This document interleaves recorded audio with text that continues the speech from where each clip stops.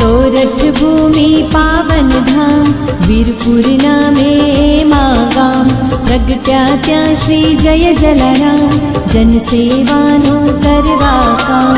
રાજબાઈ માતાનું નામ પ્રધાનજી પિતાનું નામ લોહાણા જ્ઞાતિ હરખાય નામ સમરતા રાજી થાય। संत पधार्या एने द्वार राजबाईए कीधो सत्कार उज्जवल थाशे तारी कूख एवुं बोल्या ए निज मुख।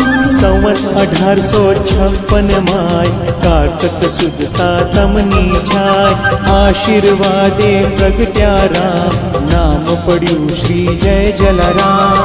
वृद्ध संत आव्या ते ठाम ओळखिया श्री जय जलाराम माता पिता स्वधामे गया काका ने त्या मोटा थया।